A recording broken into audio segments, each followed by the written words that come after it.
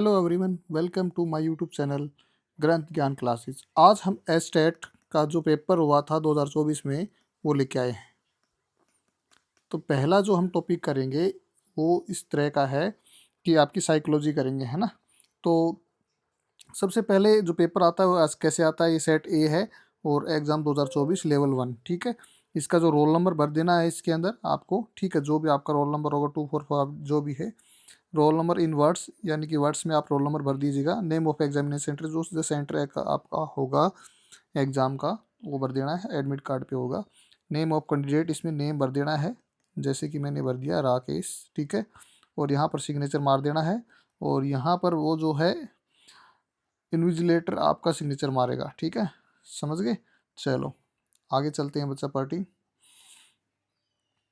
तो इसमें आपका ये सारी इंस्ट्रक्शंस हैं, आपने पढ़ लेना है। 2.5 घंटे का होगा और 150 है इसके अंदर। कोई ऋणात्मक नहीं है, ठीक है, यानी नेगेटिव मार्किंग नहीं है इसके अंदर। सबसे पहली बात, भाषा एक है ना। भाग एक में बाल विकास एवं शिक्षा शास्त्र यानी चाइल्ड डेवलपमेंट एंड पेडालॉजी आएगी आपकी, जो 30 नंबर की होगी, ठीक है। 30 ही क्वेश्चन होंगे, 30 नंबर के होंगे। दूसरे में 15 लैंग्वेज, सेकंड पार्ट में लैंग्वेज आएगी, हिंदी आएगी और इंग्लिश आएगी। हिंदी आपकी 15 नंबर की और इंग्लिश आपकी 15 नंबर की, ठीक है। उसके बाद आपका जनरल स्टडीज आएगा, जिसके अंदर 10 क्वेश्चन तो आपके क्वांटिटिव एप्टीट्यूड के आएंगे, रीजनिंग के आएंगे, है ना, 10 क्वेश्चंस। और 10 क्वेश्चंस आपके जीके के आएंगे और 10 आपके अवेयरनेस के आएंगे, ठीक है, जीके एंड अवेयरनेस के। मैथ के जो क्वेश्चंस हैं आपके 30 क्वेश्चंस आएंगे बेटा, 1 क्वेश्चन 1 मार्क्स का। इन्वायरमेंटल स्टडीज़ के आएंगे, पर्यावरण अध्ययन यानी इन्वायरमेंटल स्टडीज़ के आपके 30 क्वेश्चन आएंगे, एवरी क्वेश्चन 1 मार्क के, ठीक है। चलो ये 2024 का आया हुआ क्वेश्चन पेपर है, जो आज हम पहला इसके अंदर शुरू करते हैं एयूएस के पर्सन, सॉरी इसके चाइल्ड पेडालॉजी के। तो इसमें जो पहला क्वेश्चन है, इसमें बोल रहा है कि निम्नलिखित में से कौन सा कथन उत्तर बाल्यावस्था की दल क्रियाओं का उनके अधिगम का सकारात्मक प्रभाव सुनिश्चित नहीं करता है ना। इसमें ये कह रहा है कि जो दल क्रियाएं हैं, है ना, यानी कि बाल्यावस्था के अंदर जो दल क्रियाएं होती हैं उनके अधिगम के अंदर सकारात्मक प्रभाव सुनिश्चित नहीं करता है। करता है वो नहीं बताना है हमें, नहीं करता वो बताना है। अनुरूप व्यवहार सीखते हैं बच्चे, अनुरूप व्यवहार सीखते हैं, ये बात ठीक है। सामाजिक मापदंडों का पालन करना सीखते हैं बच्चे, बिल्कुल ठीक सीखते हैं। सामाजिक अंतर्दृष्टि विकसित करते हैं, बिल्कुल करते हैं। पूर्वाग्रही मनोवर्ती धारण करते हैं, ये आपका ऑप्शन हो जाएगा 4। ये आपका वैसे गलत हो गया, बट ये इसमें नहीं पूछा है तो आपका ऑप्शन नंबर 4 हो गया, यानी कि पूर्वाग्रही मनोवर्ती धारण नहीं करते हैं, ठीक है, दल क्रियाओं के अंदर बाल्यावस्था में, उत्तर बाल्यावस्था में, ठीक है बच्चा, उत्तर बाल्यावस्था में। चलिए नेक्स्ट क्वेश्चन देखिए, पहले का ऑप्शन हो जाएगा 4, ठीक है। दूसरा क्वेश्चन कह रहा है कि निम्नलिखित में से कौन सा अभी अभिप्रेरक अधिगम को सकारात्मक रूप से प्रभावित नहीं करता है, यानी कि जो कौन सा मोटिव है, वो आपका कौन सा मोटिव है, which of the following motives does not affect learning positively, यानी पॉजिटिवली लर्निंग को इफेक्ट नहीं करता है। तो इसके अंदर जो है प्रगति की अभिज्ञानता, अनभिज्ञता, प्रगति की अनभिज्ञता, और ये आपका ऑप्शन हो सकता है क्योंकि ये आपका नहीं करता है, ठीक है। बाकी लक्ष्य निर्धारित व्यवहार ये आपका ठीक है, करता है। सामाजिक अनुमोदन करता है, प्रशंसनीय व्यवहार करता है। तो इसका दूसरे का ऑप्शन हो जाएगा 1, ठीक है बच्चों, क्योंकि नहीं पूछा है इसमें, नोट पूछा है, ठीक है। मोटिव का अधिगम का सकारात्मक रूप नहीं करता है, प्रगति का अनभिज्ञता नहीं करता है, ठीक है बच्चा, अनअवेयरनेस ऑफ प्रोग्रेस, ठीक है। चलो थर्ड क्वेश्चन देखते हैं हम। CWSN का अर्थ है, तो यहाँ पर देख लो इसको क्या बोलेंगे इसमें, चिल्ड्रन विथ सोशल नीड्स, यानी सामाजिक आवश्यकता वाले बच्चे, है ना, ये नहीं होगा बच्चा। चिल्ड्रन विथ सिमिलर नीड्स, समान आवश्यकता वाले बच्चे, ये भी नहीं होगा। चिल्ड्रन विद स्पेशल नीड्स ये होगा, है ना, विशिष्ट आवश्यकता वाले बच्चे, है ना। तो इसका ऑप्शन नंबर 3 हो जाएगा बच्चों, ठीक है।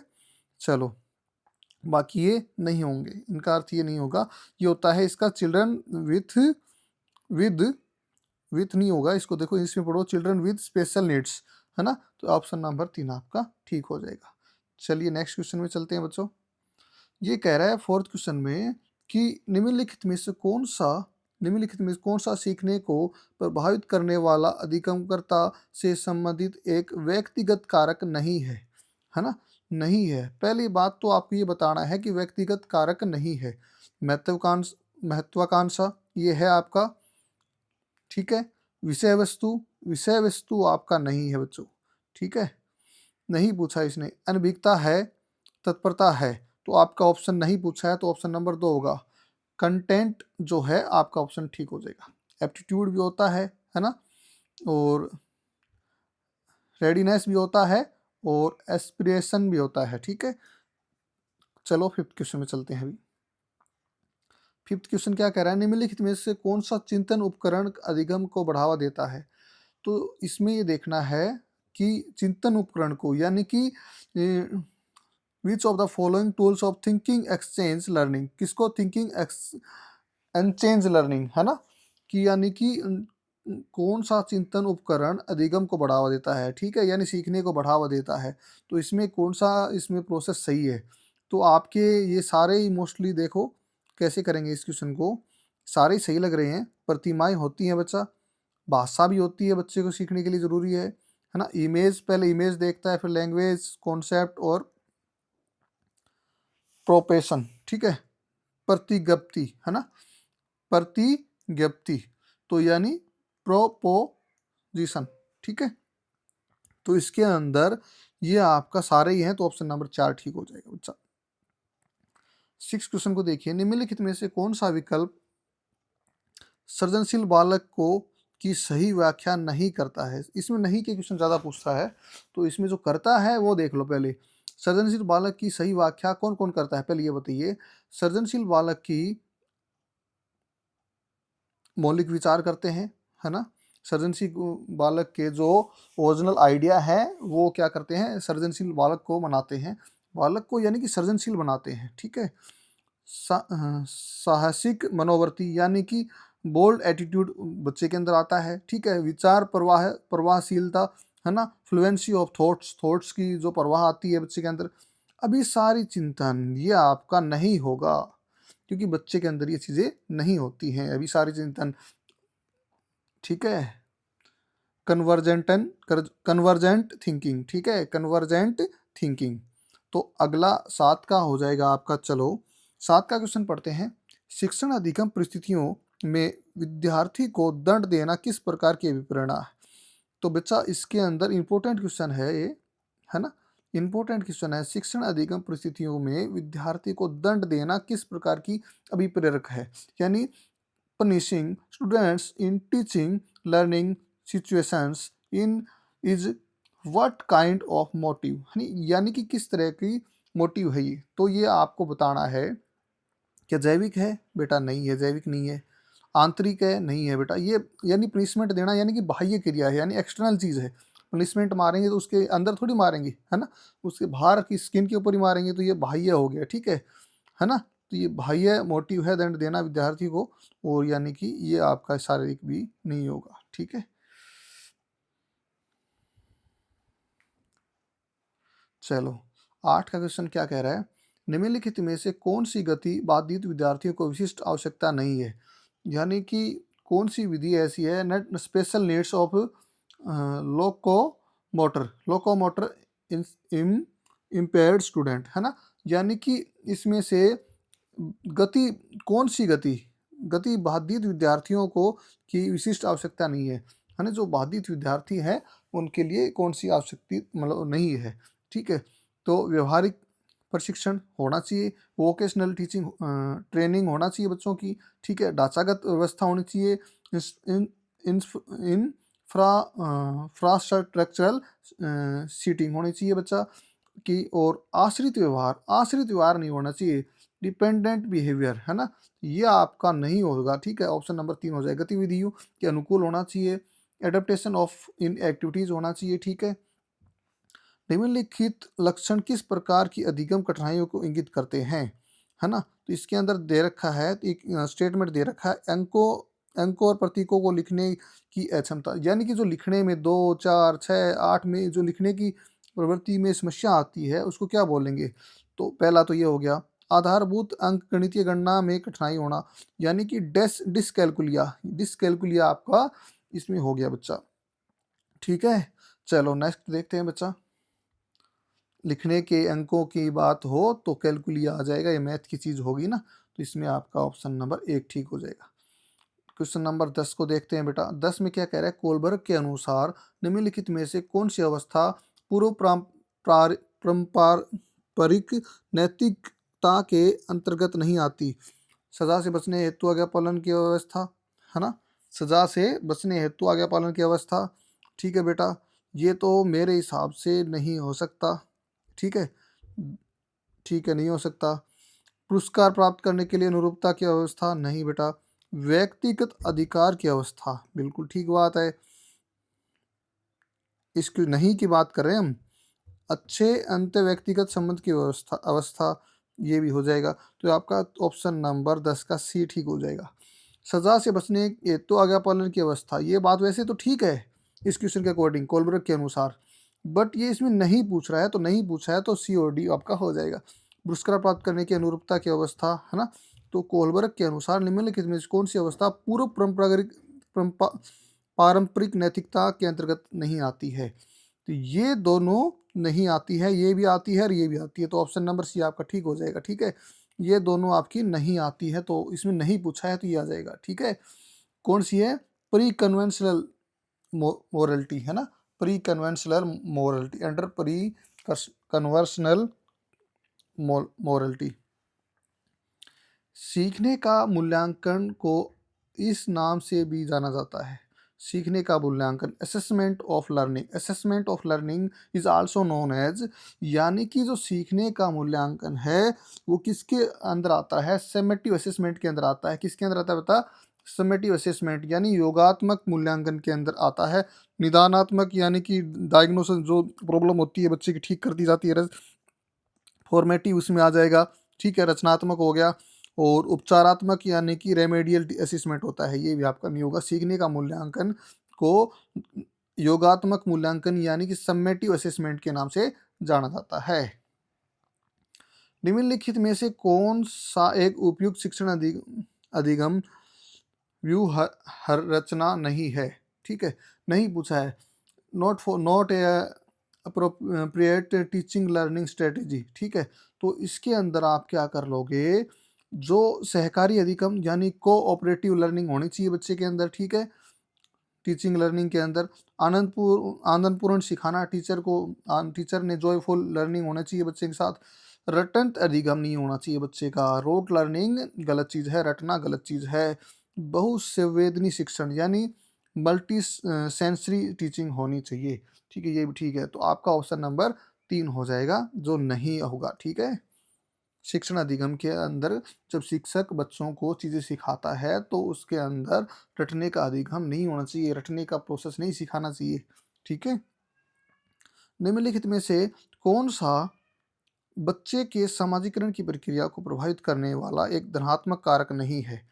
है ना, कि which of the following is not a positive factor affecting the process of the socialisation of children? ठीक है, यानी कि उपयुक्त भाषा, सामाजिक वंचन, लोकतांत्रिक वातावरण, सामाजिक मनोवृत्ति। तो इनके अंदर आपका नहीं पूछ रहा है। उपयुक्त भाषा का प्रयोग होना चाहिए सामाजिकरण के अंदर। ठीक है बच्चों, सामाजिक वंचन यानी सोशल डिप्रीवेशन, ये आपके अंदर नहीं होना चाहिए, तो ये आपका ऑप्शन गलत हो जाएगा, यानी कि नहीं नहीं होगा।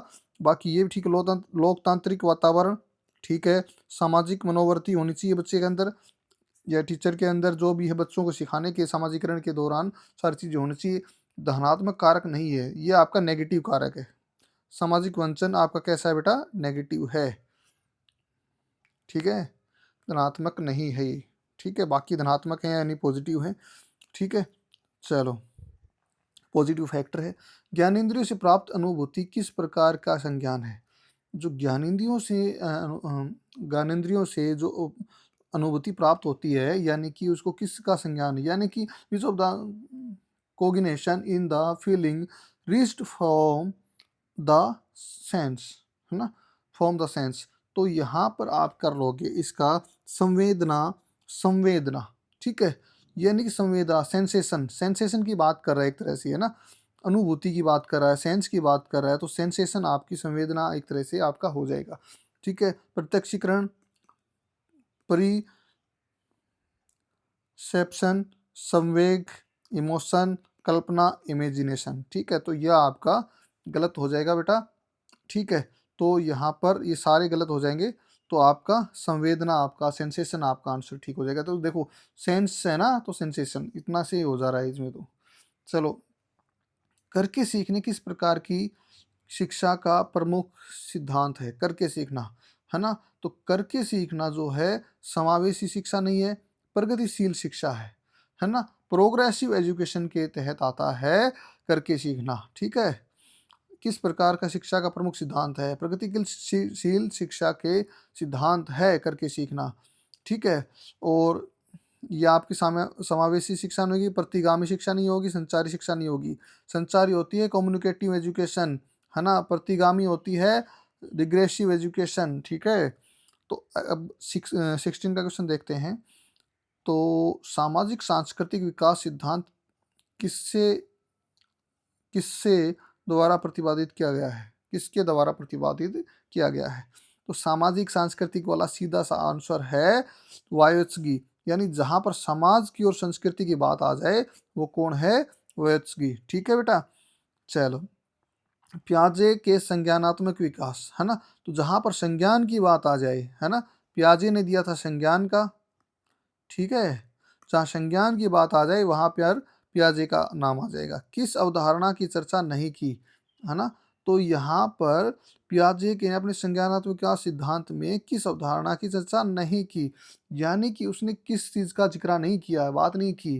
तो यहाँ पर आत्मसातीकरण का किया है यूज, है ना, पियाजे ने। और किसका किया है बेटा? पृथक्करण, यानी कि सेग्रेशन का यूज नहीं किया है। समायोजीकरण का यूज किया है, संतुलीकरण का यूज किया है ना, तो प्याजी का ऑप्शन हो जाएगा 2, ठीक है, इसका आंसर हो जाएगा 2। नेक्स्ट क्वेश्चन देखो 18 का। निम्नलिखित में से कौन सा कौन सा कथन व्यक्तिक भिन्नता से संबंधित नहीं है? नहीं पूछ रहा है। तो व्यक्तिक भिन्नता संज्ञानात्मक क्षेत्रों में होती है, संज्ञानात्मक क्षेत्रों में होती है कि नहीं होती है? नहीं होती है बेटा, ये बात सही है। व्यक्तिक भिन्नता संज्ञानात्मक क्षेत्रों में होती है। व्यक्तिक भिन्नता मनोज्ञात्मक क्षेत्रों में नहीं पाई जाती है बेटा, तो ये आपका ऑप्शन ठीक हो जाएगा। नहीं बोल दिया, ये तो नहीं, तो बात गलत हो गई ना, यानी कि पाई जाती है। व्यक्तिक भिन्नता परिपक्वता से भी प्रभावित होती है, सही बात है, ठीक है। और व्यक्तिक भिन्नता का एक प्रमुख कारण अनुवांशिकता है, सही बात है। तो इसका नहीं पूछा है, नहीं के अकॉर्डिंग आपका ये हो जाएगा ऑप्शन नंबर 2, ठीक है। क्वेश्चन नंबर 19 का देखते हैं अब। विद्यार्थी को अधिकतम अनुभव प्रदान करने का कौन सा तरीका उपयुक्त नहीं है? इसमें क्या पूछ लिया? नहीं पूछ लिया, ठीक है। तो ये देखेंगे पहले है कौन कौन से, तो वो देखते हैं। नवीन ज्ञान से पूर्व ज्ञान ज्ञान से संबंधित करना, यानी कि पहले नवीन ज्ञान को पूर्व ज्ञान से संबंधित करना, ठीक है। नए ज्ञान को पहले वाले ज्ञान में जोड़ना, इसको क्या बोलते हैं? स्कीमा बोलते हैं, ठीक है। तो ये बात आपकी सही है। एक संवेदी के प्रयोग पर बल देना, यानी कि एम्फेसिंग द यूज ऑफ एनसेंसरी, ठीक है, तो ये आपका गलत हो जाएगा, ऑप्शन नंबर 2 गलत हो जाएगा, तो ये नहीं हो सकता। एक विषय को दूसरे विषय से है संबंधित करना, ये बात सही है आपकी। तो अब प्रतिपुष्टि को प्रोत्साहन देना, है ना, यानी इनक्रेजिंग फीडबैक, फीडबैक पे प्रोत्साहन देना, तो ऑप्शन नंबर 2 आपका नहीं ठीक हो जाएगा। नहीं पूछा है तो ये ऑप्शन नंबर 2 आपका ठीक हो जाएगा बच्चों। निम्नलिखित में से कौन सा कथन समावेशी शिक्षा का सही रूप परिभाषित करता है? समावेशी शिक्षा, समावेशी शिक्षा यानी कि इंक्लूसिव एजुकेशन, है ना, इंक्लूसिव एजुकेशन को कौन सा बताता है, परिभाषित करता है? तो इसके अंदर आपका यह केवल, केवल शब्द आ गया तो गलत ही हो गया, अशक्त बच्चों के लिए है। यह केवल, केवल आ गया तो गलत हो गया। यह केवल गलत हो गया। यह सभी बच्चों के लिए है, तो समावेशी शिक्षा सभी बच्चों के लिए है बच्चा। बच्चे का विकास किस मार्ग का अनुसरण करता है? बच्चे का जो मार्ग है ना बेटा, वो आपका सर्पिल है, ठीक है। रेखीय नहीं होगा, वर्तीय नहीं होगा, सीधा आपका नहीं होगा, तो ये आपका गलत हो जाएंगे, ये भी गलत, ये भी गलत, ये गलत, तो आपका सर्पिल हो जाएगा, ठीक है बच्चा। सतत एवं व्यापक मूल्यांकन में कौन सा सह शैक्षणिक आकलन के अंतर्गत नहीं आता है? नहीं आता है, नहीं पूछ लिया ना, तो ध्यान रखना है। तो बेटा 22 का जो है गृह कार्य, यह आपका इसके अंदर नहीं आता है। सौंदर्यात्मक गतिविधियां आता है, अभिवर्ती आती है, मूल्य आती है, ठीक है। एटीट्यूड, अभिवर्ती होता है एटीट्यूड, है ना। वैल्यू होता है मूल्य, ये सारी चीज़ आती हैं, ठीक है। सतत एवं व्यापक मूल्यांकन के शैक्षिक आकलन, आकलन यानी समझ रहे हो, इवेलुएशन, ठीक है। तो इसके अंतर्गत नहीं आता है, कौन नहीं आता? गृह कार्य, होम असेसमेंट, असेसमेंट आपका नहीं आता है। किस मनोवैज्ञानिक का मानना है कि सभी प्रकार के संवेग मूल प्रवृत्ति से उत्पन्न होते हैं? तो ये कौन सा मनोवैज्ञानिक था कि सभी प्रकार के संवेग, इमोशंस, है ना, इमोशंस, इमोशंस अमर्ज यानी कि संवेग मूल प्रवृत्ति से उत्पन्न होते हैं। तो ये देखो इसका हो जाएगा मैकडूगल, है ना, उसका मानना था कि जो मनोविज्ञान की मानना था कि संवेग मूल प्रवृत्ति से उत्पन्न होते हैं, ठीक है। लैंगिक पक्षपातहीन शिक्षक अधिगम प्रक्रिया के लिए निम्नलिखित में से कौन से कार्य को प्रोत्साहित किया जाना चाहिए?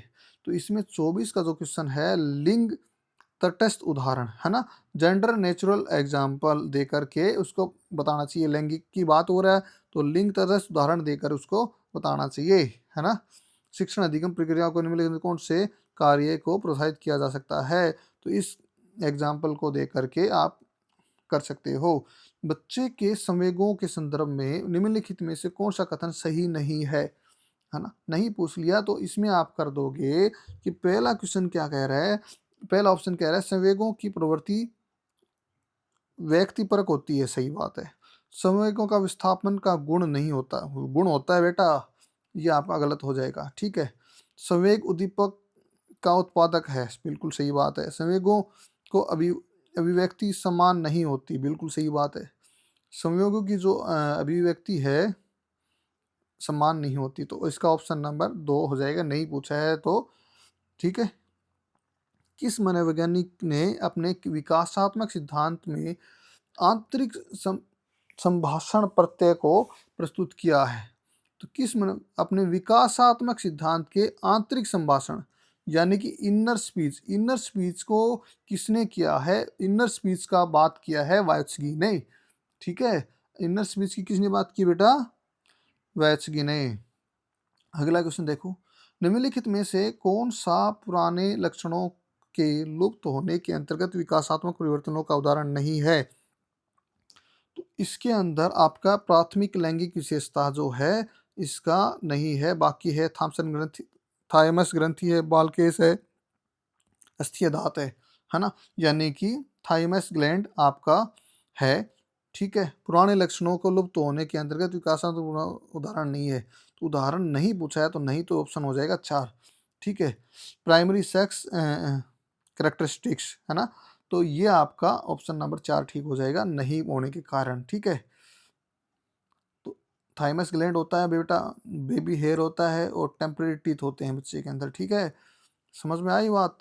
पुराने लक्षणों के लुप्त होने के अंतर्गत विकासात्मक परिवर्तनों का उदाहरण नहीं है, ठीक है। ये तीनों चीज जो होती हैं। अब देखो, निम्नलिखित में से कौन सा कारक वर्णन के पदानुक्रमिक बुद्धि सिद्धांत को संबंधित नहीं है? तो 28 का इसके अंदर पूछ रहा है, नहीं पूछ रहा है। तो प्रमुख कारक यानी कि मुख्य कारक, मेजर फैक्टर है बेटा। व्यक्तिगत यानी पर्सनल चीज नहीं हो सकती बेटा, ठीक है। लघु कारक हो सकते हैं, विशिष्ट कारक हो सकते हैं, तो इसमें नहीं पूछा है, तो नहीं, व्यक्तिगत कारक नहीं है। इसके अंदर वर्नर कारक वर्नर के पदानुक्रम बुद्धि सिद्धांत के संबंधित नहीं है, तो व्यक्तिगत कारक वर्नर के सिद्धांत के पदानुक्रमित नहीं है। निम्नलिखित में से कौन केवल पर्यावरण से प्रभावित होता है? कौन केवल केवल पर्यावरण से प्रभावित कौन होता है बेटा? यानी कि आपकी अभिवर्ती प्रभावित होती है। मानसिक क्षमताएं केवल केवल की बात कर रहा है, किसकी बात कर रहा है? ओनली की, ठीक है। तो क्या कह रहा है? Which of the following is only influenced by environment, है ना। तो यानी कि अभिवर्ती है, यानी एटीट्यूड जो है आपका इन्वायरमेंट से प्रभावित होता है, ठीक है। केवल पर्यावरण से प्रभावित होता है एटीट्यूड, यानी कि आपके पर्यावरण से आपके अंदर एटीट्यूड आता है ना। बाकी संवेग इमोशंस आपके उससे नहीं होता है, पर्यावरण से, केवल पर्यावरण से, है ना। केवल पर्यावरण से नहीं होता, पर्यावरण का रोल होता है, बट मानसिक क्षमताएं भी आपकी केवल पर्यावरण से नहीं होती। इनमें सारी चीज़ों पर डिपेंड करता है ना। डीएनए पे भी डिपेंड करता है, आपके पेरेंट्स के ऊपर भी डिपेंड करता है, आपके इन्वायरमेंट पे भी डिपेंड करता है ना। आपके पढ़ने के ऊपर भी डिपेंड करता है। निम्नलिखित में से कौन सा विकल्प बच्चों में होने वाले शारीरिक परिवर्तनों से संबंधित नहीं है? नहीं पूछ रहा है, यानी कि इसमें कौन सा शारीरिक परिवर्तनों से संबंधित नहीं है, ये हमको बताना है। तो इसके अंदर देखो बेटा, ऊंचाई है, शारीरिक है ना, हाइट है। परिधि है, यानी कि आपका सरकमफ्रांस है ना, यानी कि आपकी मोटाई, है ना, चौड़ाई। सरकमफ्रांस क्या होता है? परिधि क्या होती है बेटा? बाहर की बाउंड्री होती है, ये परिधि होती है, ठीक है। इसको परिधि बोलते हैं, ठीक है। तो इस मान लो सर्कल है, सर्कल की ये होती है परिधि, सरकमफ्रांस बोलते हैं इसको, ठीक है। आंतरिक अंग, है ना, वो भी होते हैं बेटा, है ना। परिवर्तन से संबंधित नहीं है, परिवर्तन होते हैं। परिधि मोटा पतला होता रहता है, इसमें परिधि के अगर प्रत्यक्षण, यानी परिसेप्शन, यानी प्रत्यक्षण आपका इससे संबंधित नहीं है, बच्चों के शारीरिक परिवर्तनों से संबंधित नहीं है। तो ऑप्शन नंबर 4 आपका आंसर हो जाएगा। आज के लिए बच्चा इतना ही। अगला जो क्लास लेके आएंगे हम, हिंदी की, इंग्लिश की लेके आएंगे। तो चैनल को लाइक, शेयर और सब्सक्राइब जरूर करें। Thank you. जय हिंद, नमस्कार।